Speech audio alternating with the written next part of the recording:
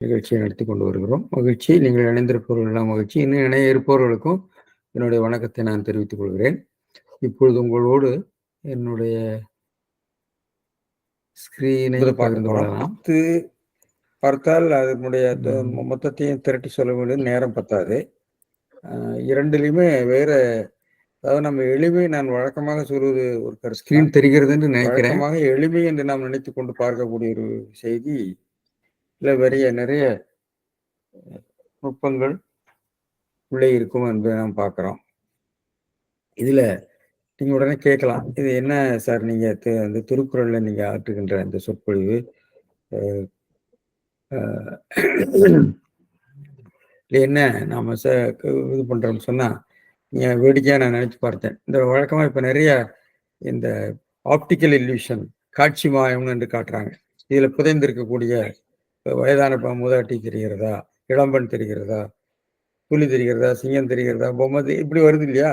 அப்ப அதை உற்று பார்த்தால் நாம் கொஞ்ச நேரம் எவ்வளவு குறைந்த காலம் கொடுக்கிறார்கள், அதற்குள் நீங்கள் கண்டுபிடித்து விட்டால் அறிவு அழிவு என்று சொல்வது போல, நாம் திருக்குறள் இறைந்து கிடக்கக்கூடிய பல செய்திகளை கொஞ்சம் உற்று பார்க்கிறோம்.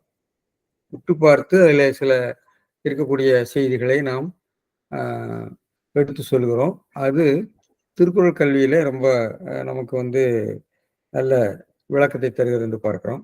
இதில் யோசித்து கொண்டிருந்த போது, பரிமேலழகருடைய அந்த திருக்குறள் உரை என்பது திருக்குறள் ஆராய்ச்சி வரலாற்றிலே மிக முக்கியமான ஒரு இடம் பெறுகிறது என்று எனக்கு தோன்றுகிறது. ஏனென்றால் அவர் அவ்வளவு நுட்பமாக, அதில் நமக்கு அவர் அதை ஒரு சீர்மையாக செய்கிறாரா, அதுல அவருடைய விருப்பு வெறுப்புகள் இருக்கிறதா என்பதெல்லாம் வேற எல்லாருக்குமே இருக்குதான் செய்யும். ஆனால் ஒரு சரியான ஒரு ஆராய்ச்சி முறையை, ஒரு பின்பற்ற வேண்டிய ஒரு ஆராய்ச்சி முறைக்கு ஒரு வழித்தடம் அமைத்திருப்பவர் பரிமேலழகர் என்பதை இந்த திருக்குறளை பார்த்தபோது எனக்கு மிகவும் வியப்பாக இருந்தது. அதை நான் உங்களோடு பகிர்ந்து கொள்கிறேன்.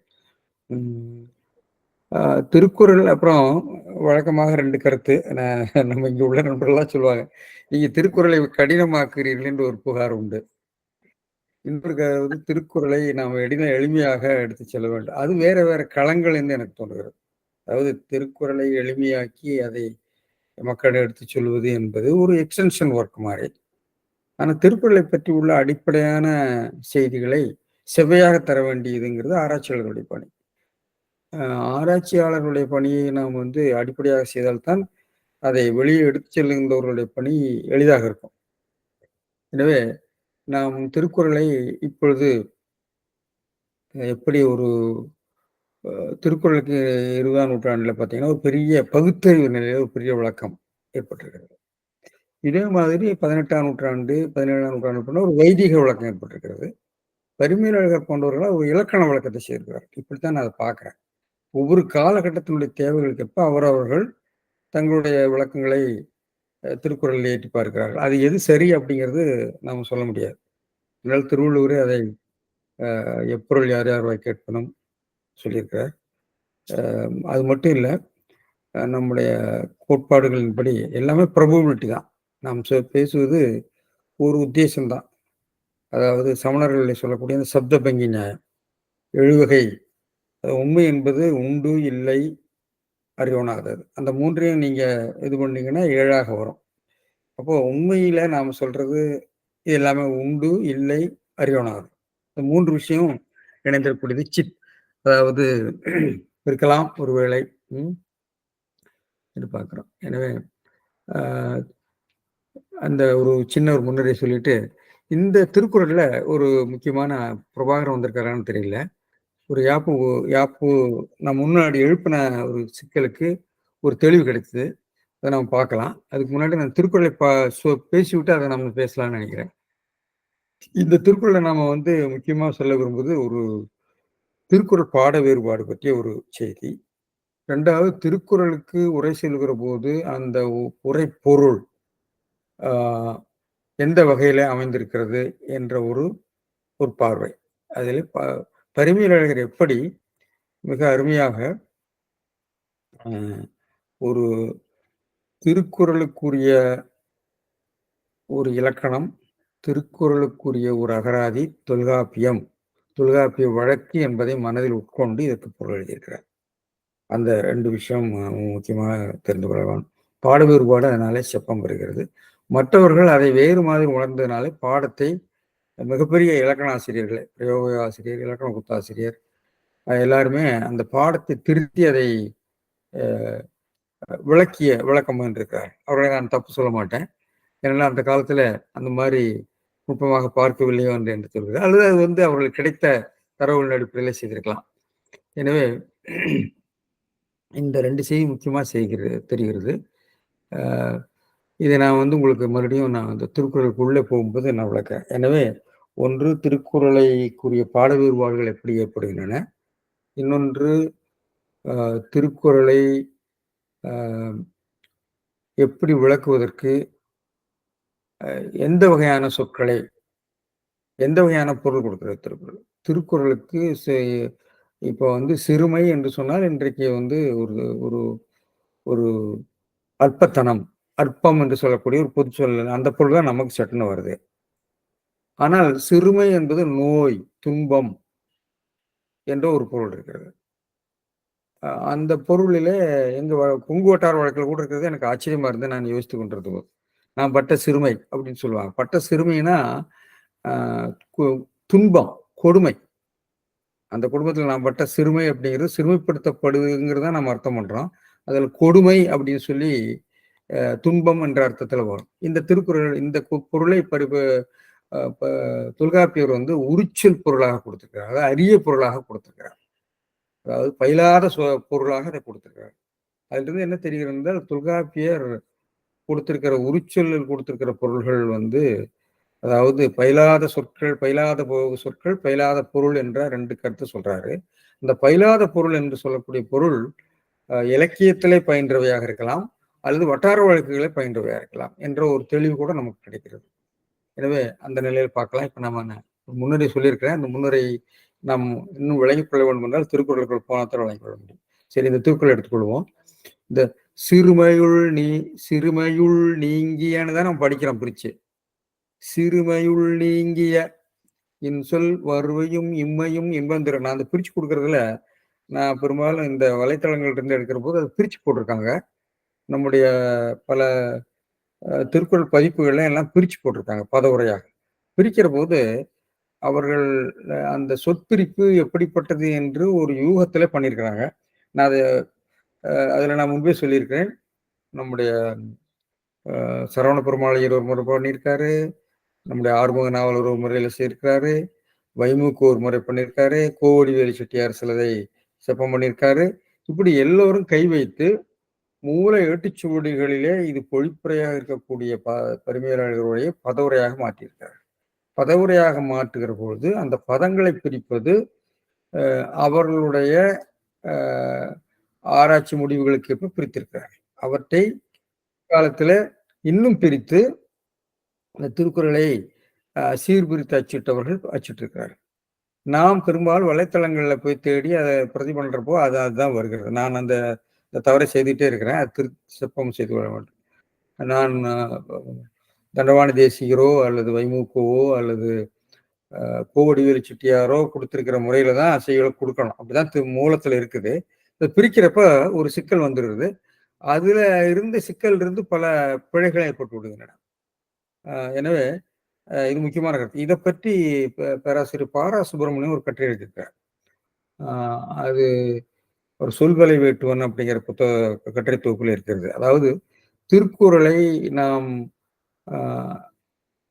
சந்தி பதம் பிரித்து அச்சிடும் போது எப்படி யாப்பு பிரச்சனைகள், பொருள் பிரச்சனைகள், சொல் பிரச்சனைகளாக வருகிறது என்பது அவங்க நல்ல அருமையான ஒரு கட்டுரை. அது முக்கியமான திருக்குறள் ஆராய்ச்சியில முக்கியமான ஒரு கட்டுரை என்று நான் நினைக்கிறேன். அதை நினைவூட்டுகிற விதத்துல இது இருந்தது. அதை நான் மறுபடியும் சொல்றேன். சிறுமை உள்நீங்கியன்னு வரணும். சிறுமை உள்நீங்கிய இன்சொல் மறுமையும் இம்மையும் என்பது. ஆனா யாப்பு சீர்க்காக சிறுமையுள் நீங்கியன்னு நம்ம பிரிச்சிடறோம். உள் நீங்கியங்கிற ஒரு சொல், ஒரு சொல் நிர்மத்து, உள்வாங்கு, உள்ளாக்கு, உள்வீழ்தல், உள்ளடி. உள் என்பது ஒரு இடைச்சல் போல நின்று சொல்லுகளை ஆக்குகிறது. அதாவது உள் என்ற ஒரு சொல் இடைச்சொல்லாக அது உபசர்க்கம்னு அவர் சொல்றார், இலக்கண ஆசிரியர் சொல்லுவாங்க. உபசர்க்கம்னா மொழிக்கு முதல்ல வரக்கூடிய இடைச்சொல்.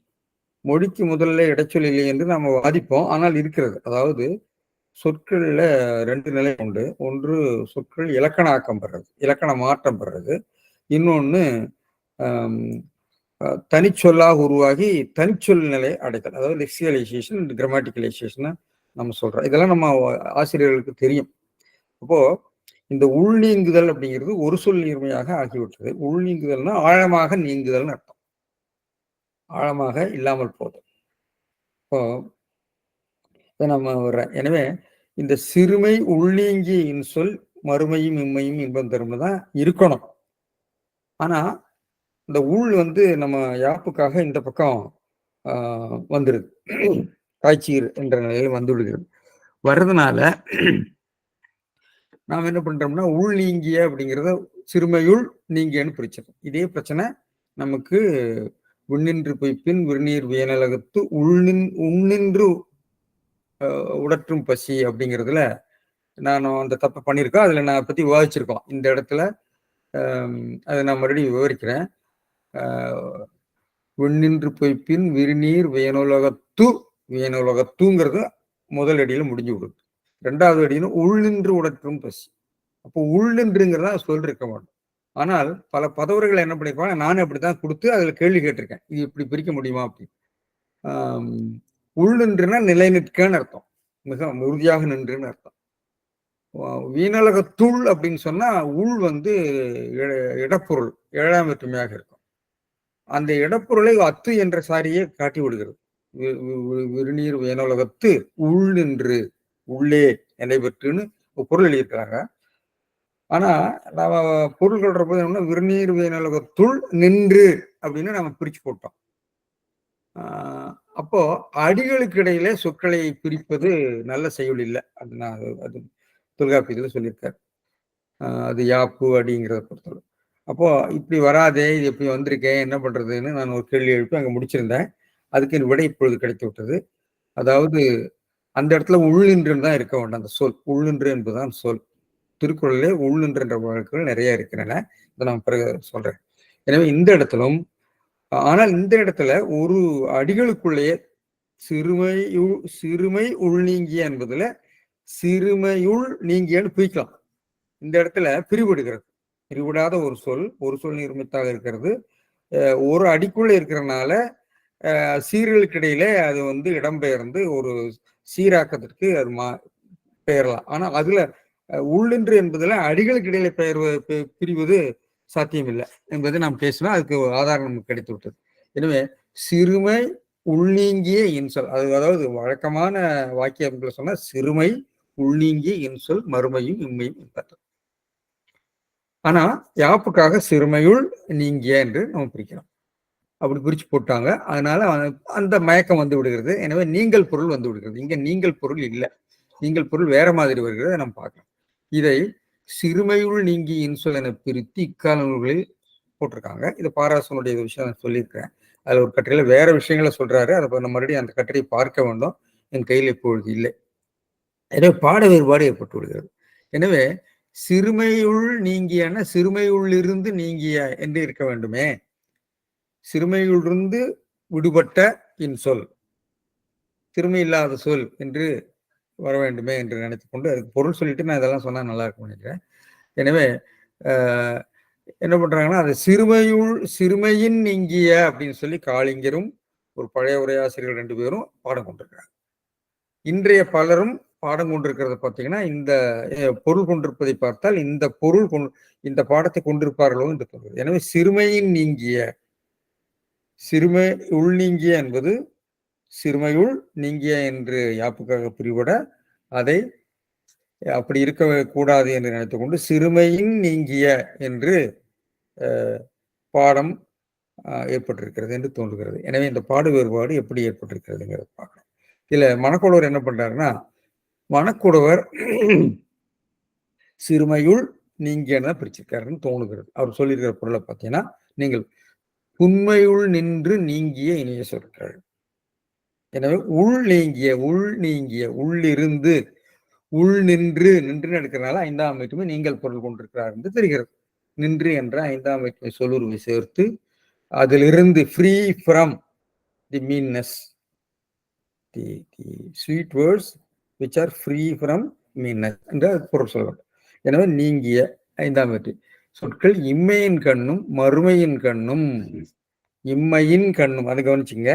இம்மையும் மறுமையும், இம்மையும் மறுமை, இம்மையிலும் மறுமையிலும். ஆனா இம்மைக்கும் மறுமைக்கும் இன்பம் தரும்னு சொல்லலாம். அப்படி சொல்லுவாரு. அது ஏன் அப்படிங்கிறது பார்ப்போம். இந்த வேற்றுமை மயக்கம் இந்த 4ம் இந்த 7 மயங்கி வரலாம். அதுக்கு நமக்கு விதி இருக்கு. இது வரும் சொல்றேன். இந்த கூ அப்படிங்கிறது ஊருக்கு போனான்னு சொன்னா அது டைரக்ஷனை குறிக்குது. அது வந்து இடப்பொருள்ல வரும். 4ஆம் வேற்றுமை எல்லைப்பொருள். அது வந்து 4ம் அந்த லொக்கேட்டிவும் இதுவும் வந்து 7ஆம் வேற்றுமையும் மயங்கி வரும். அதை நான் பார்த்துக்கணும் பிறகு. சரி, எனவே புண்மையுள் நின்று நீங்கியன்னு எடுக்கிறார்கள். இனிய சொற்கள் இம்மையின் கண்ணும் மறுமையின் கண்ணும். இம்மையும் மறுமைங்கிறது இம்மையிலும் மறுமையிலும் மீன் கண்ணும் இன்பம் தரும். இன்பம், இந்த இன்பம் அந்த இம்மைக்குரிய இன்பத்தையும் மறுமைக்குரிய இன்பத்தையும் தரும். அதுல மறுமையும் முதல்ல சொல்றார். அதனால இவர் மாத்தி போட்டுறாரு. இம்மையின் கண்ணும் மறுமையின் கண்ணும்னு மாத்தி இருக்குது. நீ எப்படி மூலத்துல எப்படி இருக்குன்னு தெரியல. மறுமையும் இம்மையும் தான் இப்ப மூலத்துல இருக்கிறது. இம்மையின் கண்ணும் மறுமையின் கண்ணும் அது கவனிச்சுங்க.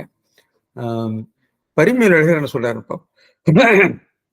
சிறுமையும் நீங்கிய, சிறுமையுள் நீங்கிய, நீங்கி உள் நீங்கிய அப்படிங்கிறதுக்கு அவர் சொல்லியிருக்கிற பொருள் ரொம்ப வித்தியாசமா இருக்கும். அதுதான் இந்த சிந்தனைக்கு நமக்கு இந்த இவ்வளவு ஆராய்ச்சிக்கு இடம் தந்தது. அதாவது பொருளால் பிறருக்கு நோய் செய்யாதுதான் அதுக்கு பொருள் எழுதியிருக்காரு. அப்போ சிறுமை அப்படிங்கிறதுக்கு என்ன பொருள்? சிறுமை அப்படிங்கிறதுக்கு புண்மைன்னு எடுத்து எழுதிட்டார். திருக்குறள்ல சிறுமை நிறைய இடங்கள்ல வருகிறது. சிறுமை திருக்குறள்ல வர்ற இடங்கள் நான் சொல்றேன். அதை நம்ம பேசிட்டு அங்க போனா நல்லா இருக்கும்னு நினைக்கிறேன். திருக்குறள்ல சிறுமை நிறைய இடங்கள்ல வருது.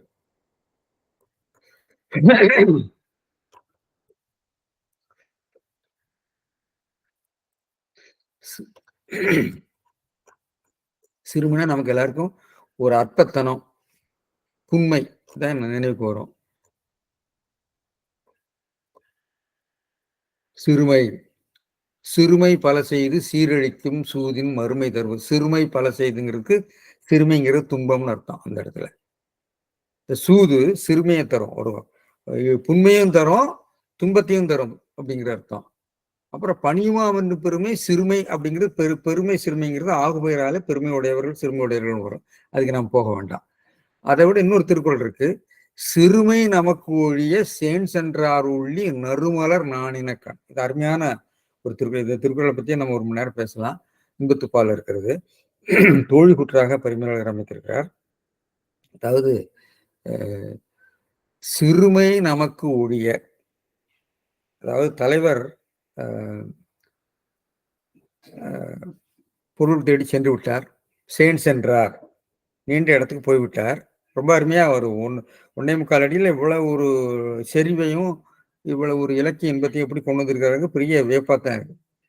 சிறுமை நமக்கு ஒழிய சேன் சென்றார். சேன் சென்றார், லெஃப்ட் ஃபார் டிஸ்டன்ட் லேண்ட். சரி, சிறுமை நமக்கு ஒழிய, சிறுமை அப்படிங்கிறது இந்த இடத்துல துன்பம்.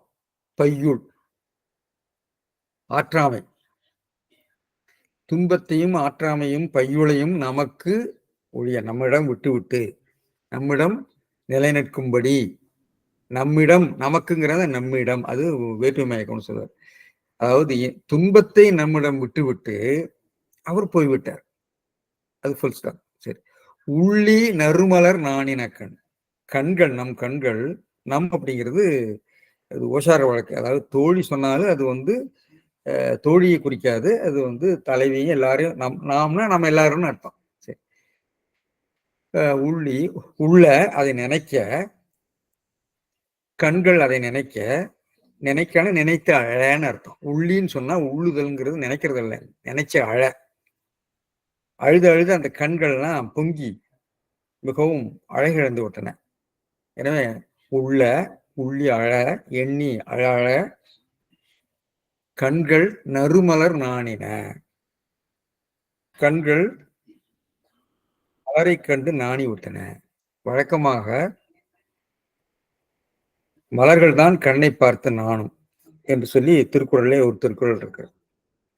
கண்கள் கண்களை பார்த்து மலர்களெல்லாம் நாணி நாணி குவளை கண்ணு கவிழ்ந்து நோக்கும்னு ஒரு திருக்குறள் இருக்கு.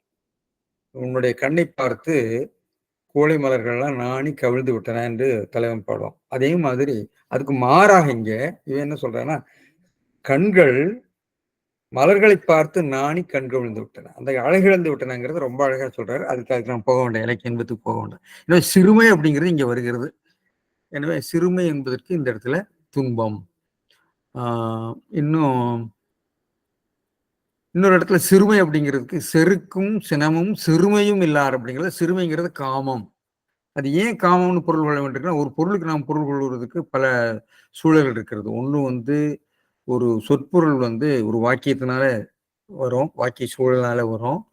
அந்த வாக்கியத்துக்கு அப்பால் இருக்கக்கூடிய டிஸ்கோர்ஸ்னு சொல்றாங்கல்ல, உரைக்கோவையினால வரும். பிறகு அதற்கு மேல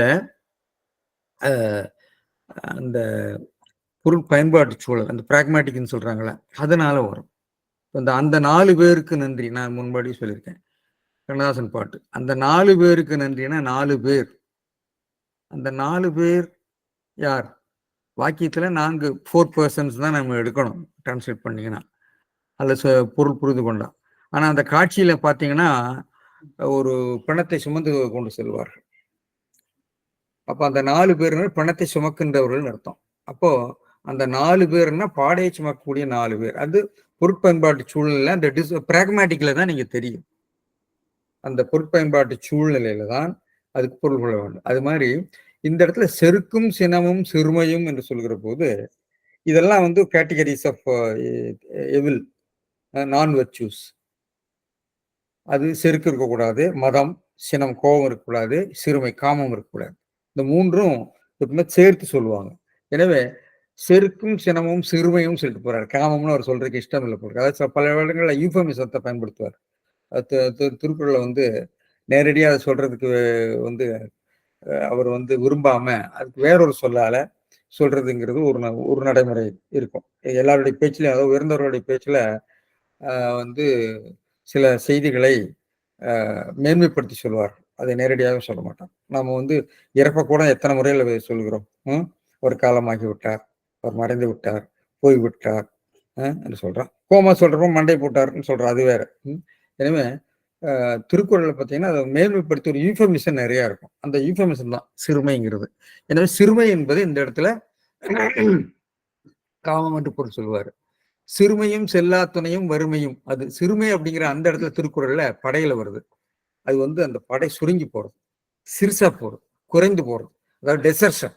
இந்த படைகளெல்லாம் விட்டு போறது, படைகளை விட்டு போறதுக்கு சிறுமைன்னு சொல்றாரு. If there is a desertion in the army, அது ஒரு பெரிய ஒரு ஹிட்லருடைய தோல்வி காரணமாக மாதிரி. இப்படி நிறைய பொருள்கள் இருக்கு, அதுக்கு நாம் போக வேண்டாம். இப்போ சிறுமை அப்படிங்கிறதுக்கு இந்த இடத்துல நாம வந்து நோய் என்று பொருள் சொல்லியிருக்காரு. நோய் அப்படிங்கிறதுக்கு எங்க பொருள் இருக்குன்னு சொன்னா தொல்காப்பியத்துல இருக்கு. தொல்காப்பிய சூத்திரமே இருக்கு, உரிச்சொல்ல இருக்கிறது. என்ன சூத்திரம் இருங்க சொல்றேன். இங்க இருக்கு சூத்திரம்.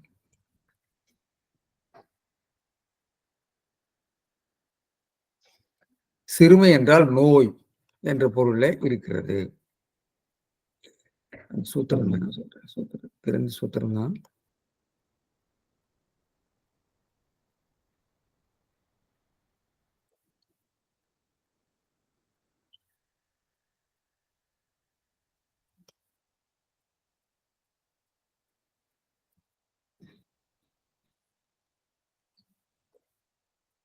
அதாவது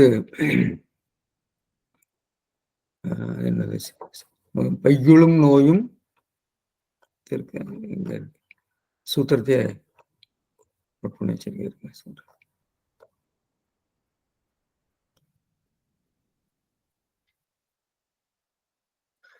சிறுமை நோய் உரிச்சொல்ல இருக்குது.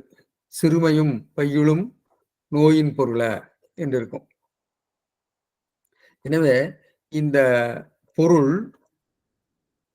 தொல்காப்பியத்திலிருந்து அவர் எடுக்கிறார். நாம சிறுமைங்கிறதுக்கு அந்த இடத்துக்கு எப்பதான் பொருள் சொல்ல வேண்டும் நான் கொஞ்ச நேரத்துக்கு முன்னாடி சொன்னேன். அந்த சூத்திரம் தெரிந்த சூத்திரம்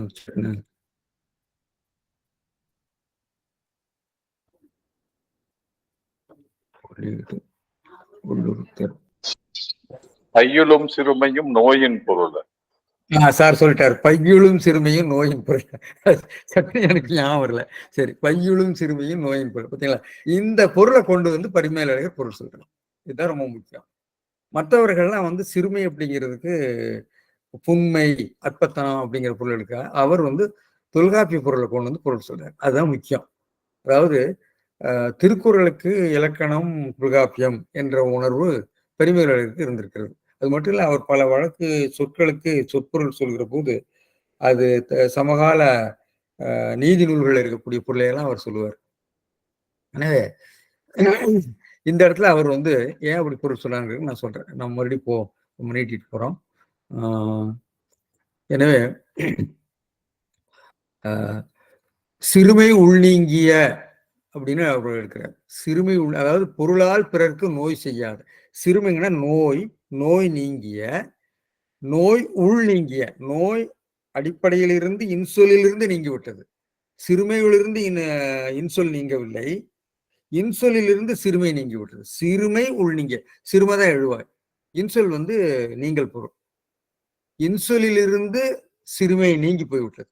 சிறுமை இல்லை, வித்தவுட், ஃப்ரீ ஃப்ரம் அப்படி. ஏன்னா இன்சொல் சிறுமையிலிருந்து நீங்கிச்சு, சிறுமையிலிருந்து இன்சொல் நீங்கிச்சுன்னா இன்சொல்ல முதலே சிறுமை இருக்குதுன்னு ஆகிவிடும். அது பொருள் குற்றம் ஏற்பட்டுவிடும்.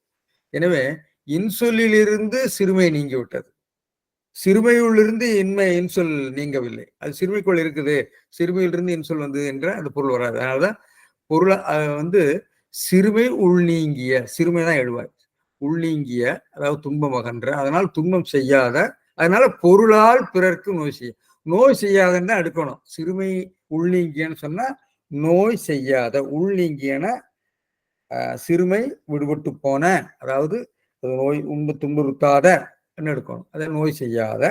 அது எப்படி நோய் செய்யாதன்னு சொன்னா பொருளால், அதனுடைய மீனிங். இன்சொல் எப்படி பொருள், சொல் எப்படி மற்றவர்களை வருத்தும் என்றால் அதனுடைய பொருளால், சொல்லுகிற முறையில் மட்டும் இல்லை, பொருளாலே அது வந்து, அதனால பொருளால் பிறர்க்கு நோய் செய்யாதுன்னு அதுக்கு பொருள் இருக்காரு.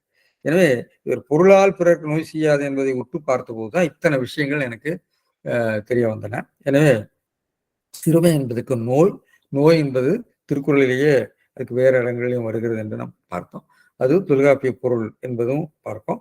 அப்படி பொருள் கொள்கிற போதுதான் உள்நீங்கிய என்பதை நாம் சிறுமை உள்நீங்கியன்னு எடுக்கணும். சிறுமையுள்ளிருந்து நீங்கிய இன்சொல் இல்லை, சிறுமைக்குள்ளிருந்து இன்சொல் விடுபட்டு வரல, இன்சொல்லிலிருந்து தான் சிறுமை வருகிறதுன்னு பார்க்குறோம். அதுக்கு நான் எடுத்துக்காட்டு சொல்றேன். ஏன்னா இனிசொல் மறுமையும் இன்மையும், மறுமையும் அவர் என்ன பண்றாருன்னா மறுமை இன்மைங்கிறதுக்கு மேல்நிலை சொல்ல வச்சு இருமைன்னு போட்டு விட்டுப்பாரு. அப்பா அம்மான பெற்றோர்னு சொல்ற மாதிரி, அப்பா அம்மா வந்தாங்க பெற்றோர் வந்தாங்கன்னு சொல்ற மாதிரி மறுமையும் இன்மைங்கிறதுக்கு இருமைன்னு ஒரு சொல்ல போட்டு பொருள் இருக்கு. இன்பம் பயக்கும், தரும் என்ற சொல்லு ரொம்ப கவனிக்கணும். தரும் என்பது தன்மை முன்னிலையை உணர்த்தும். நான் முன்பே சொல்லியிருக்கேன், திருக்குறளுடைய அந்த வெளிப்பாட்டு நிலையை வெளிப்படுத்துகிற நிலையில பல இடங்கள்ல அதனுடைய ஒரு லிரிக்கல் பியூட்டின்னு சொல்றீங்களே, செய்யுள் தன்மை அல்லது அதனுடைய ஒரு பேச்சு நடையை அல்லது மற்றவர்களோடு உரையாடல் தன்மை கொண்டு வருவதற்காக வினாக்கள், நீ நான் என்று சுற்றுறது, இதெல்லாம் இதுல இருக்கும். இதுல தரும் என்பது உனக்கு நமக்கு என்று பொருள் கொள்ளலாம். எனவே சிறுமை உள்நீங்கிய இன்சொல் மறுமையும் இம்மையும் இன்பம் தரும் என்று சொன்னால் இன்பம் நமக்கு தரும், இன்பம் உனக்கு தரும் என்று நம்ம கொள்ள வேண்டும். எனவே ஒரு பாயிண்ட் ஆஃப் வியூ அதில் கொண்டு வந்திருக்கு. தரும் என்ற சொல் ஒரு தன்மை அல்லது முன்னிலை பொருளை நாம தெரியாமலே கொண்டு வந்து விடுகிறது. அது இலக்கண நிலையில் இருக்கக்கூடிய பொருள். எனவே இதை நாம வெளிப்படுத்தி உணர்ந்து கொள்ள வேண்டும். சரி, எனவே இதுதான் அப்படி அவர் சொல்லியிருக்காரு. எனவே இன்சொல் மறுமையும் தரும்ங்கிறது பயக்கம்னு பொருளாக எழுதுவாரு. தரும் என்பது இல்லை என்று சொன்னால் கொடுக்கும்னு நம்ம சொன்னோம்னா உனக்கு கொடுக்கும் அவனுக்கு கொடுக்குங்கிற மாதிரி போயிடும். தரும் என்று சொல்கிற போது நமக்கு உனக்கு தரும்பா அப்படின்னு அர்த்தம், அவனுக்குன்னு அர்த்தம் இல்லை. நம்மை உட்படுத்தி முன்னுள்ளாரை உட்படுத்திய சொல் தான் தரும். எனவே தரும் வர்ற இடத்துல அந்த உணர்வை நீங்க பெற்றுக்கொள்ள வேண்டும். எனவே மறுமை இன்பம் ஏன் முதல்ல மறுமையை சொன்னாரு? மறுமை இன்பம் பெரிதாக முன்கூறப்பட்டது. மறுமைங்கிறது மறுபிறப்புன்னு சிலர் சொல்றாங்க. ஏன்னா இம்மை மாறி மறுமையாயங்கிற இடத்துல மறுபிறப்பு போல வருகிறது. ஆனா மறுமை இன்பம் என்பது வீட்டின்பம்னு சொல்ல முடியாது. அது துறக்க இன்பம் போல தோன்றுகிறது. அதை நம்ம கொஞ்சம் ஆராய்ச்சி பண்ணணும். அதை பிறகு செய்யலாம். இம்மை என்றால் அந்த இருமை என்ற ஒரு இடத்துல இருமை வகையிலிருந்து ஏண்டரம் உண்டான இடத்துல பிறப்பு வீடுன்னு ரெண்டத்தான் சொல்றாரு. அப்போ 3 விஷயம் வருது. ஒன்று இம்மை, அதாவது இவ்வுலக வாழ்க்கை, துறக்க வாழ்க்கை, வீடு பேறு. வீடு பேறு திரும்பி வர முடியாது, அது முடிஞ்சு போச்சு. அப்போ துறக்கத்துக்கு போனால் திரும்பி வரலாம், நரகத்துக்கும் போகலாம். துறக்கம் நரகம் 2 இருக்கு. எனவே இருமை என்பது அவர் 2 தான் சொல்றாரு. இந்த பிறப்பு அப்புறம் வீடு பேறுன்னு ரெண்டு நிலையை சொல்றாரு. ஏனென்றால் முனிவர்கள் வந்து வீடு பேரைத்தான் குறிக்கோளாக வைத்து தவமையிட்டுவார்களே ஒழிய துறக்க இன்பத்தை நோக்கி போக மாட்டார்கள் என்ற ஒரு கருத்தை சொல்லியிருக்காருன்னு தெரியல. நம்ம பிறகு பார்த்துக்கலாம் அது. சரி. இம்மை இன்பமாவது உலகம் தன்வயத்தாகலான் நல்ல எய்தி இன்புறுதல். இவை 2 பாட்டானும் இருமை பயனும் ஒருங்கு எதில் கூறப்பட்டது. போன இதுல நயனீனும் பயனீனும் எல்லாம் சொன்னார் இல்லையா? அது நயனின்று நன்றி பயக்கும் பயனின்று பண்பின் தலைப்புரியா சொல் என்ற அதே இதுல. எனவே இந்த இடத்துல உள்ளென்று என்பதை ஒரு சொல்லாக நம்ம எடுத்துக்கொள்ள வேண்டும். உள் என்பதை அது ஒரு இடைச்சொல்லாக அதை வந்து உள் என்பது இந்த இலக்கணாக்கத்துல சில சொற்கள் வந்து முழுசும் வந்து பொருளை இழக்கும், கொஞ்சம் பொருள் இழக்காமல் இருக்கும். அது ப்ளீச்சிங் அப்படின்னு சொல்லுவாங்க. அது செமாண்டிக் ப்ளீச்சிங் எல்லாம் இன்றைய சொற்பொருள் ஆராய்ச்சியாளர் ப்ளீச்சிங்னா கொஞ்சம் வெளிரி போறது. அது அதாவது அடிப்படை பொருள் இருக்கும், இந்த பொருள் இருக்கும், ரெண்டும் கெட்டான நிலையில் இருக்கும். அப்புறம் முழுமையை இழந்து போயிடும். இப்படி நிலைகள் இருக்கிற சொற்களுக்கு. சரி. இதுல வந்து பாத்தீங்கன்னா நமக்கு பிறர்க்கு துன்பம் விளைவிக்கும் சிறுமையிலிருந்து அவர் கொஞ்சம் விளக்கிறார். சிறுமைங்கிறது பொருள் போகாம துன்பம் விளைவிக்கும் என்று சொல்லி அதுக்கு விளக்கம் சொல்லி அவர் அமைக்கிறார். சிறுமையிலிருந்து நீங்கியதான் அவர் எடுக்கிறாரு. சிறுமை நீங்கிய இன்சொல் தான் எடுக்கணும்.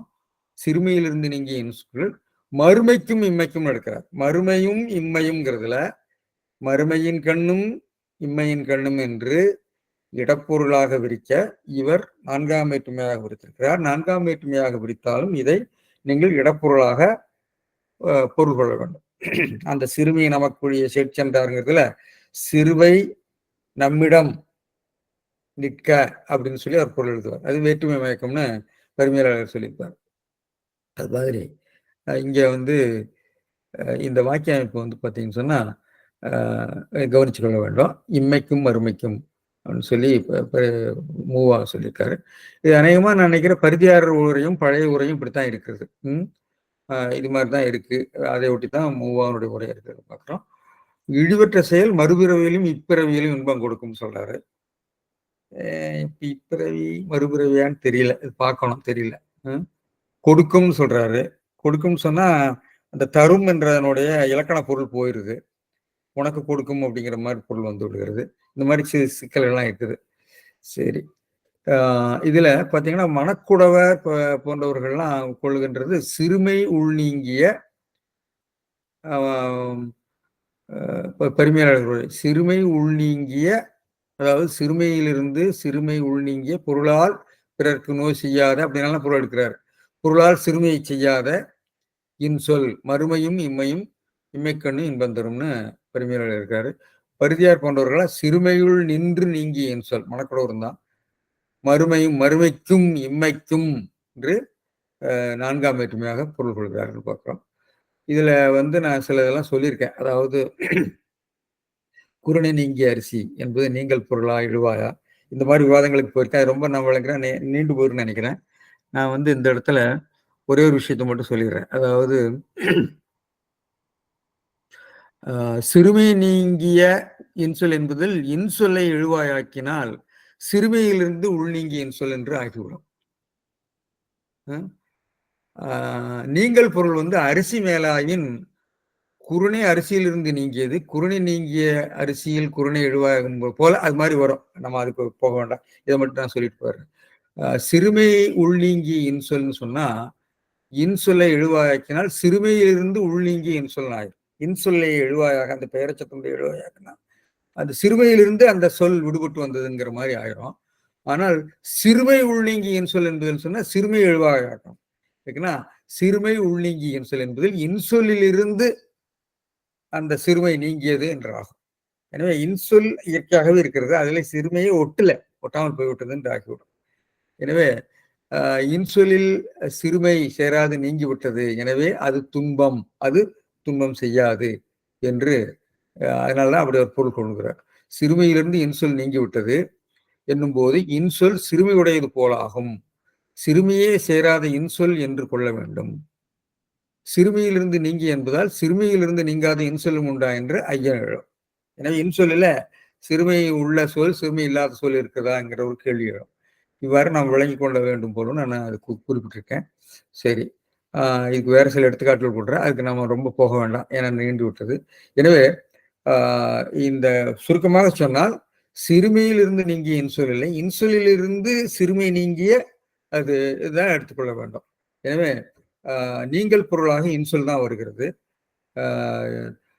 நீங்கள் பொருளாக சிறுமை வந்தால் சிறுமையிலிருந்து சிறுமைக்குள்ளேயே இருக்குது இன்சொல் என்று ஆகிவிடும் என்பதனால அதை கொண்டுதான் இன்சொல்லுக்கு முக்கியத்துவம் கொடுத்து அவர் நோய் செய்யாத இன்சொல் என்று சொல்லி அதை கொண்டு வந்திருக்கிறார் என்று பார்க்கலாம்.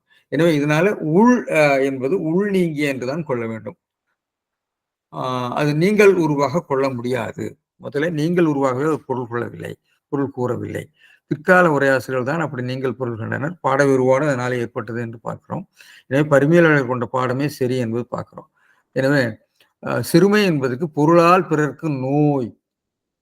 இந்த சிறுமை என்பது நோய் என்ற பொருளிலே தொல்காப்பியத்தில் இருக்கிறது, இன்று கொங்கு வழக்கிலும் இருக்கிறது என்று நான் முன்பே குறிப்பிட்டேன். நாம் பட்ட சிறுமை, சீரழிகிறது என்றெல்லாம் வரும். அந்த சிறுமைங்கிறது துன்பம் என்று வரும். சிறுமைப்படுறதுங்கிறது மட்டும் இல்லை, நாம சிறுமைப்படுங்கிறதாக அர்த்தம் பண்ணிக்கிறோம். அந்த இடத்துல நுட்பமாக பார்த்தால் துன்பம் என்று வரும். உள் நீங்கிய என்று சொன்னால் செய்யாத, அதாவது உள் ஐந்தனுருவு நீங்கள் பொருள்னு மணக்கோளூர் போன்றவர்கள் சொல்கிறார்கள். இது உள் நீங்குதல்னா ஆழமாக நீங்குதல்னு அர்த்தம். ஒரு இன்டென்சிஃபை பண்றது. அந்த அடை, உள் என்ற அடை உசர்க்கம் என்ற இடைச்சொல்லாக நின்று அதை அந்த பொருளினுடைய ஆழத்தை கொண்டு வருகிறது பார்க்கிறோம். எனவே இன்சொல் இனிய சொல், மறுமையும் சரி, மறுமையும் உமையுங்கிற தொடராக எடுத்துக்கொண்டு அதை மேல்நிலை பொருளாக இருமையனும் இருமை கண்ணும் என்று ஒரு பொருள் சொல்லிட்டு போயிட்டார். இன்பத்தை தரும் பயக்கும் என்பதை நான் சொன்னேன். கேட்போனையும் பேசுவோனையும் முன்னிறுத்தியது என்று நாம் பார்த்தோம். எனவே இந்த சிறுமை உள்நீங்கிய இன்சொல்னு சொன்னா சிறுமை உள்நீங்காத இன்சொல் இருப்பின் இது எனச்சுட்டாக கொள்ளலாம். அப்படி இருந்தா அது எனச்சுட்டில்லாத அடையாகத்தான் நான் இதை பார்க்கிறேன். ஏனென்றால் இன்சொல்லிலே சிறுமை உள்ளது, சிறுமை இல்லாத சொல். அதாவது செந்தாமரை இருக்கலாம், ஆனால் வெண் திங்கள் என்பது கருந்திங்கள் கிடையாது. அதான் அதை நாம் முன்பே சொல்லியிருக்கிறோம். 2 அடைகள் இருக்கிறது, புரிதன் நெய்வன் நீக்குதல், இயவன்மை நீக்குதல். அதாவது எனச்சுட்டு உள்ளது, எனச்சுட்டு இல்லாத அடை. அதாவது ரெஸ்ட்ரிக்டிவ், நான் ரெஸ்ட்ரிக்டிவ் ரிலேட்டிவ் பார்ட்டிசிபிள் சொல்லுவாங்க.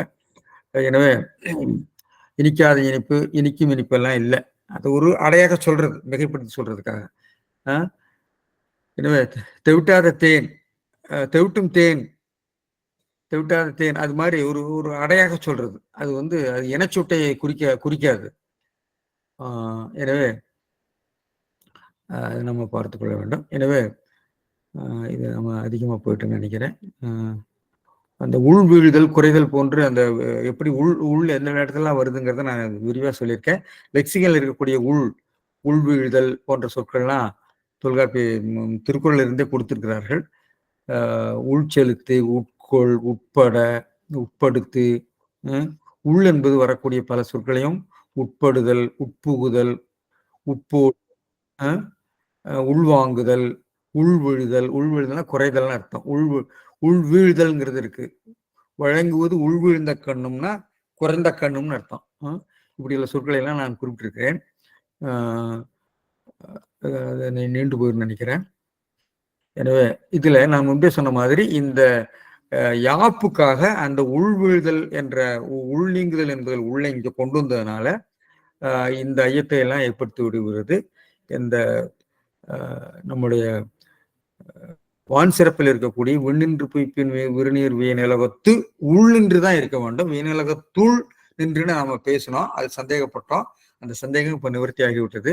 எனவே அது உள்ளின்று தான் நாம் கொள்ள வேண்டும் என்று நாம் பார்க்கிறோம். இவ்வாறு இதை நாம் நிறுத்தி கொண்டு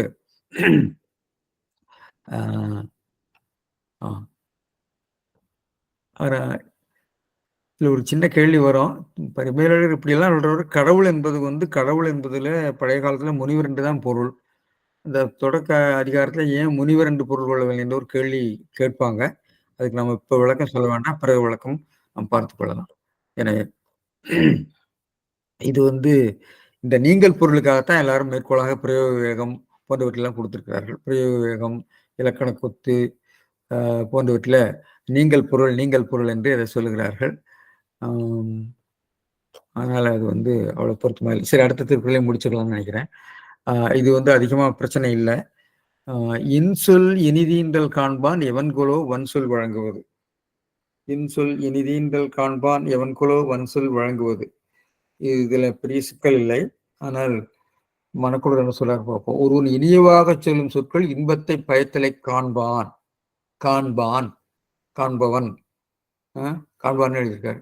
அதற்கு மறுதலையாகி வன் சொல்லை வழங்குவது எப்பயனை நோக்கி. இதுல ஒரு சின்ன லாஜிக்கல் பிரச்சனையை உண்டாக்கி வச்சு பண்ணியிருக்காரு, கவனிக்க வேண்டும். இன்சொல் இனிதீண்டல் காண்பான் பரிமேலழகர். பிறர் கூறும் இன்சொல் தனக்கு இன்பம் பயத்தலை. அதாவது இன்சொல் இனிது ஈன்றல்னா யாருக்கு? பிறருக்கா தனக்கா? இன்சொல் தனக்கு இனிது ஈன்றல், இனிது பயத்தலை காண்பவன், அனுபவித்து அறிகின்றவன். காண்புதல் அப்படின்னு சொன்ன, நீ என்னத்தை கண்ட அப்படின்னு சொன்னா என்னத்தை, உனக்கு என்ன தெரியும்னு அர்த்தம்.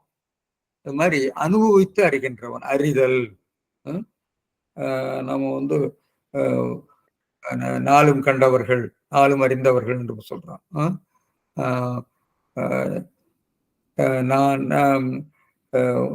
நான் கண்ட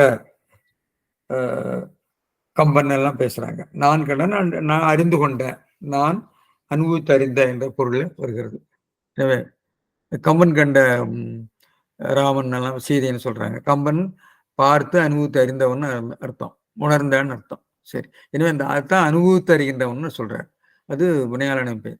வன்சொல் வழங்குவது எவன்கொல், அது நிற்க, அது இருக்க. அது இன்சொல்லை வழங்காமல், இன்சொல்லை வழங்காமல் அர்த்தம். அது நிற்கங்க. அது இன்சொல்லை வழங்காமல் மற்றவர்களிடம் தனக்கு இனிது வரக்கூடியதை மற்றவர்களிடம் அதே இன்சொல்லை வழங்காமல் பிறர் மாட்டு வன் சொல்லை வழங்குவது என்ன பயன்னு விரிவுபடுத்திருக்கார். இப்ப இனிது என்பது வினைக்குறிப்பு பெயர். இனிதுனா இனிய சொற்கள்னு அர்த்தம், இனிமையான சொல் என்ற அர்த்தம். அதான் வினைக்குறிப்பு பெயர், குறிப்பு வினையான பெயர். கடுஞ்சொல் பிறர்க்கும் இன்னாதாகலின் அது கூறலாகாது என்பது குறிப்பச்சு. எல்லாத்துக்கும் குறிப்பச்சு சொல்வார். அதாவது கடுஞ்சொல் உனக்குமே கஷ்டமா இருக்குது, இன்சொல் உனக்கு இனிமையாக இருக்கிறது, இத்தனை சொல்லையும் நீங்க இந்த வாக்கிய அமைப்பில் இருந்து கொண்டு வந்துடணும். அப்படி இருக்கும்போது பிறருக்கு அந்த இனிய சொல்லை வழங்காமல் வலிய சொல்லி வன் சொல்லி வழங்குவது எது? அது பிறர்க்கும் இன்னாது உனக்கும் இன்னாதுங்கிறது நீங்க கொள்ள வேண்டும். உனக்கும் இன்னாது பிறர்க்கும் இன்னாது அது கூறலாகாது என்பது கருத்து. எனவே குறிப்பெச்சா. அதாவது இது இன்ஃபரன்ஸ்ன்னு சொல்லுவாங்க, டைரக்ட் இன்ஃபரன்ஸ், நேர் அனுமானம். இந்த நேர் அனுமானம்ங்கிறத குறிப்பெச்சா. ஒரு வாக்கியத்தை சொல்லிட்டு அந்த வாக்கியத்திலிருந்து பெறப்படுகிற ஒரு இனம் அல்லது இன்னொரு கருத்து, உட்கருத்து. வேலைச்சேரி கோழி அழைத்ததுன்னு சொன்னா கிழைச்சேரி கோழி அழைப்புண்டதுங்கிற மாதிரி. சரி, இனிய சொற்கள் இன்பம் பயத்தலை காண்கின்றவன் அவற்றின் மாறான கடுஞ்சொற்களை வழங்குவது என்பது 3வது எளிமைப்படுத்தியிருக்கிறாரு. குன்றக்குடி அடிகளார் பெறன்கூறிய சொல் இன்பம் நுகர்ந்த இறந்தவன் பிறரிடத்தில் வன் சொல்லி வழங்குவது என்று அதே தான் சொல்லியிருக்காரு. எனவே இது நேரடியாக இன்சொல் இனிதீன்றல் காண்பான் வன் சொல் வழங்குவது எவன்கொலோ, இதுதான் என்னுடைய வாக்கிய அமைப்பு. இதை மாற்றி போட்டிருக்காருன்னு பார்க்கிறோம். இதுல இன்சொல் பிறர் கூறும் இன்சொல்னு இருக்கிறாரு இவரு. இனிவாக சொல்லும்னு பொது நிலையில சொல்றாரு மனக்குழுவார். இனிது குறிப்பு தமக்கு இன்பம் பயத்தல், பயக்கும் நல்ல சொற்கள், பயத்தலை காண்பான் அனுபவித்து தருகின்றவன், பிறர் மாட்டு இனிது என்றலையும் அறியாமல், அதாவது காட்சி அளவில நீயே நேர்லயே அனுபவித்து உணர்கிற. அதாவது அளவுகள் 3 அளவுகள்ல, காட்சி அளவை, அனுமான அளவை, நூலளவை. நூலளவையில் எல்லாரும் சொல்லுவாங்க, நான் சொல்றேன். அதாவது நல்ல சொன்னா நல்லதப்பா, அது முன்னாடியே சொன்னார் இல்லையா, அந்த முதல் திருப்பி இன்சொலால் ஈரமொழி படிகளவாம் செம்பொருள் கண்டார் வாய்ச்சல். அப்படி இல்லை, நேரடியாகவே நீ ஃபீல் பண்றீங்க. இத்தனை நாள் வரைக்கும் நான் மற்றவருடைய கருத்தை சொன்னேன், நீயே தெரிந்து கொண்டிருக்கிறாயே, நீயே உன்னுடைய காட்சி அளவையாலேயே தெரிந்து கொண்டிருக்கிறாயே. அப்படி இருக்கிற போது அதை ஏன் நீ அந்த இன்சொல்லை வழங்கவில்லை என்று ஒரு கேள்வி கேட்கிறார். உரையாடலாக மாறுகிறது திருக்குறள். அப்போ காட்சி அளவினால நான் இதுவரை சொல்லி இருக்க நேரிலேயே தெரிய வருகிறது என்ற குறிப்பை இது உட்கொண்டது என்று நாம் பார்க்கிறோம். எனவே வன் சொல் அது நிற்க பிறர் மாட்டு வன் சொல்லை தன்மாட்டும் இனிது ஈனாமையும் வன் சொல் இனிது ஈனாமையும் உணர்ந்து பிறர் மாட்டு இன்சொல் வழங்காமல் என்று பிறர் மாட்டு இன்சொல் வழங்காமல் கவிராசர் அதை கொஞ்சம் விரிவுபடுத்தியிருப்பார். வழங்குவது சொல்வது தொழிற்பெயர் என்ன எவன்கிறதுக்கு என்னன்னு சொல்லி எழுதிட்டு போட்டாங்க. என்ன பயனை கருதி நோக்கி என்ன வாட் இஸ் யுவர் இன்டென்ஷன், ஓய் அப்படின்னு எடுக்கல, வாட் இஸ் யுவர் இன்டென்ஷன்ங்கிற மாதிரி எடுக்கிறாங்க. என்ன கருதி, எதை நினைத்து கொண்டு இங்க என்பதை விரிவுபடுகிறார்கள். கொல் என்பது பரிமேலழகர் அசங்களை மாதிரி எடுக்கிறார் ஓவை. வினா இது கொல் அப்படிங்கிறதும் ஓ என்பதும் வினாவாக மணக்குடர் போன்றவர்கள் சொல்லியிருக்கிறார். வினா போகும்போது ஒரு உரையாடல் பாங்கு இங்க வந்து விடுகிறது பார்க்கிறோம். எனவே இன்சொல் பார்த்தீங்கன்னு சொன்னா இன்சொல் வன்சொல் சொல்லுவானது பண்பு சொல் மேல் ஏற்றப்பட்டதுன்னு ஒரு மேற்கொள்ள சொல்லுவாங்க. எனவே இன்சொல் வன்சொல் பார்த்தீங்கன்னா இன்சொல் தனக்கு இனிதி தருகிறது, இனிமை தருகிறது. இன்சொல் பிறர்க்கும் இனிமை தருகிறது. வன்சொல் தனக்கு இனிதி ஈனாமையாக இருக்கிறது. வன்சொல் பிறர்க்கும் இனிதி ஈனாமையாக இருக்கு. இந்த 4 ஸ்டேட்மெண்ட்டையும் 2 ஸ்டேட்மெண்ட்ல கொண்டு வந்து சொல்லிட்டு போயிட்டார். மற்றதை நீங்க இன்ஃபரன்ஸா நீங்க எடுத்துக்கொள்ள வேண்டும் என்று நாம் பார்க்கிறோம். இதுக்கு திருக்குறள் இது அடிக்கடி வரும். அதாவது உனக்கு நீயே அனுபவித்து உணர்கின்ற உண்மையை நீ ஏன் மற்றவரிடம் செய்யக்கூடாது என்ற கேள்வி திருவள்ளுவர் ஒரு அணுகுமுறையில சொல்லுவார். தன்னுயிருக்கு இன்னாமை தான் அறிவான் எங்களோ மண்ணுயிருக்கு இன்னா செயல். உனக்கு அடித்தால் வலிக்கிறது இல்லையா, அப்படி இருக்கும்போது மற்றவர்களை நீ அடிக்கிறாய் என்ற ஒரு அர்த்தத்துல உன்னுடைய தன் அனுபவத்திலே இருந்து காட்சி அளவையாகவே சொல்வதை அவர் ஒரு இயற்கையாக வைத்திருக்கிறார் என்று பார்க்கிறோம். எனவே இது இன்சொல் வன்சொல் பண்பும் புலனும் மாறி வந்தமைக்கு. இன்சொல்ங்கிறது இனிமையா, சொல்லினுடைய இனிமை இல்ல, சொல்லினுடைய இனிமை அது சொல்லுவானுடைய கடுமைத்தன்மை, இனிமைத்தன்மை சொல் மேல் ஏற்றப்பட்டது என்று நாம் பார்க்கிறோம். வழங்குவது என்பது பொருளை கொடுத்தல் என்ற பொருள் இருக்கிறது, சொல்லை புழங்குதல், பொருளை கொடுத்தல் பொருள் இருக்கிறது, வழங்குதல் டு யூஸ் இன் லாங்குவேஜ் அப்படிங்கிற பொருளையும் இருக்கிறது. இந்த சொல்லை வழக்கம் இல்லை, வழங்குவதில்லை என்று நம்ம சொல்ல அந்த இதுல இந்த இடத்துல பயன்படுத்தியிருக்காரு என்று சொல்லி இதை இதோட நிறுத்தலாம்னு நினைக்கிறேன். நாம ஏதாவது இருந்தால் வாதித்து விட்டு 8:30 முடிக்கணும்னு சொன்னாங்க, முடித்து விடுறோம். நன்றி, வணக்கம். சார், இதுல எவன் அப்படிங்கிற ஒரு சொல்லுக்கு என்ன பயனை நோக்கி அப்படின்னு மீனிங் வருதுன்னு சொன்னீங்க சார். அது அகராதிகள்ல அந்த மாதிரி மீனிங் பார்க்க முடியுமா சார்? இல்ல நீங்க அதாவது நான் முன்பே சொல்லியிருக்கேன், அதாவது ஒரு மொழியில் ஆட்படுக அந்த சூழலுக்கேற்பவும் வாக்கிய சூழலுக்கேற்புகின்ற பொருள் பொதுப்பொருளாக மதையெல்லாம் இருக்கிறாங்க சொல்லுவாங்க. அது பொதுப்பொருளாக புழக்கத்துல வந்துருச்சுன்னா, நிறைய வந்துருச்சுன்னா பொதுப்பொருளாக ஆகிவிடும். இல்லாவிட்டால் அது அந்த அந்த அந்த குறிப்பிட்ட சூழலுக்கு ஏற்பட்ட பொருளாக தான் இருக்கும். ஆகுபெயர் பொருள் தான் எல்லா பொருளையும் நம்ம அகராதியில ஏற்ற முடியாது. அதுக்கு ஒரு ஒரு ஒரு அளவுகள் வைத்து கொண்டுதான் செய்ய முடியும். அதாவது சிலது ஆகுபெயர் சிறுமை அப்படிங்கிறதுக்கு இதெல்லாம் நம்ம கொடுக்குறோம், ஏன்னா வழக்கில் இருக்கிறதுனால. இது முறையாக புழங்குனா அதுக்கு அந்த அகராதி பொருளாக அது ஏறும். இல்லை என்றால் நீங்க அகராதியில கொடுக்க முடியாது. அது அந்த பாடத்துக்குரிய பொருள், அந்த கார்பஸுக்கு, அந்த சொல்லுக்கு உரிய பொருள், அந்த இடத்துல அதுக்கு பொருள். அப்படித்தானே மதியம் சார்?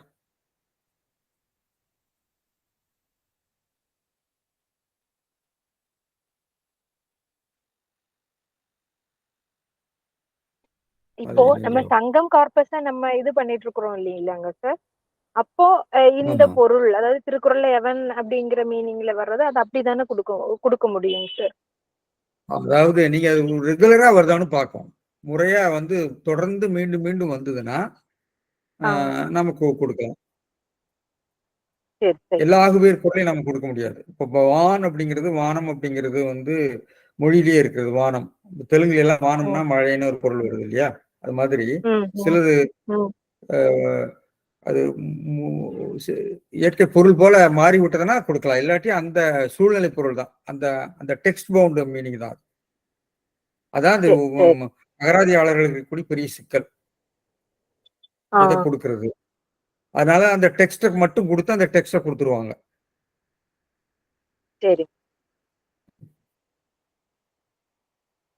இங்க இங்க சொல்லடை ஒரு நூல் பொருள் எழுதுற போது அதை எழுதித்தான் தீரணும். அது சரி பொது சரி அகராதியில ஏற்கனமா இல்லையாங்கிறத அகராதியாளர் தான் முடிவு செய்வார். அது முடியாத போது அது சரி கொடுத்துட்டு போயிடுவார். அவ்வளவு இவர் ஆனந்த ராமானுஜம்னு ஒரு கவிஞர் வந்திருக்காரு. அவர் அமெரிக்காவில் இருக்காரு. நல்ல மொழிபெயர்ப்பாளர். ஆனந்த ராமானுஜம் ஏதாவது இருக்கா? நீங்க ஏதாவது பேச விரும்புறீங்களா?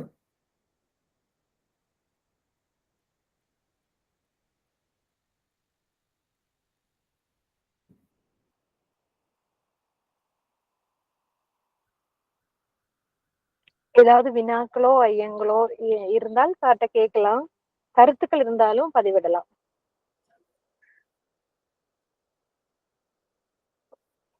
ஐயா, என்னுடைய குரல் கேக்குதா? ராமானுஜம் சொல்லுங்க. ராமானுஜம் வணக்கம், சொல்லுங்க. ரொம்ப ரொம்ப நன்றி என்னுடைய பேரை சொன்னதுக்கு. ரொம்ப அருமையான சொற்பொழிவு இது. சிறுமைன்றதுக்கு வந்து இவ்வளவு அர்த்தங்கள், இவ்வளவு பொருள்கள் இருக்கு அப்படின்றது எனக்கு ஆச்சரியமா இருக்கு. சிறுமைன்றது நோயின்ற பொருளையும் இருக்கு அப்படின்றது வந்து எனக்கு புதிதான ஒரு செய்தி தான். ரொம்ப அருமைங்க.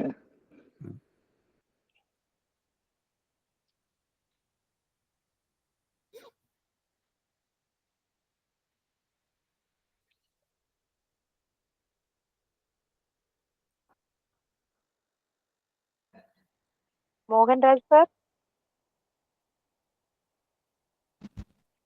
நீங்க அந்த சிறுமை உள்நீங்கிய இன்சொல்லுக்கு தொடருக்கு இணையா சிலப்பதிகாரத்துல இந்த அருந்திரல் பிரிந்த அயோத்தின்னு ஒரு தொடர் வருதுங்க சார்.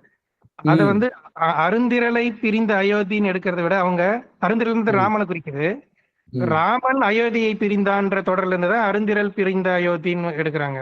அதே மாதிரி நீங்க சொல்ற சிறுமை உள்நீங்கிய இன்சொல்ங்கிறது சிறுமை இன்சொல்லில் இருந்து நீங்கியதுன்னு சிறுமையை எழுவையா வச்சுக்கிட்டு பிரிக்கிற மாதிரி சொல்றீங்க சார். ரெண்டு தொடரும் ஒரே மாதிரியான அமைப்புல இருக்கு. இருக்கா? பார்க்கணும். நான் பார்க்கிறேன். அருந்திரல் பிரிந்த அயோத்தினா அயோத்தியிலிருந்து பிரிந்த ராமன் பிரிந்த அயோத்தின்னு இருக்கிறாங்க சார். அப்ப அயோத்தியிலிருந்து ராமன் பிரிந்தான்னு இருக்கிறோம் இல்லையா? ஆமாங்க சார். ஆமா.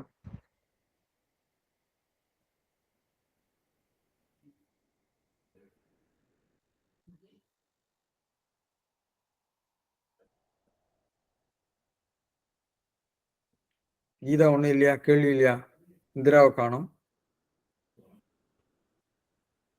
இல்ல சார்.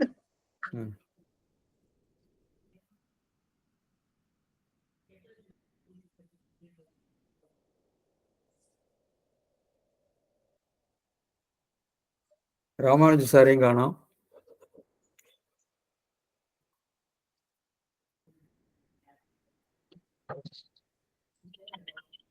இல்லைன்னா முடிச்சிருங்க இந்த ஹெப்சி. ஏன்னா நீங்க 8:30 முடிக்கணும்னு சொன்னதுனால முடிச்சிருங்க. இல்லைங்க சார். சப்போஸ் ஏதாவது ஒண்ணுன்னா நீங்க முடிச்சிருங்கன்னு சொன்னேன். ஆனா ஒன்னும் பிரச்சனை வரலைங்க சார். நான் இது நெட் கிடைக்காம போயிருமோ அப்படின்னு நினைச்சேன். அவ்வளவுதான், வேற ஒண்ணும் இல்லைங்க சார். சரி, இருந்தாலும் ஒண்ணும் வினா இல்லைன்னா நம்ம நிறைவு செய்துக்கலாம். சரி.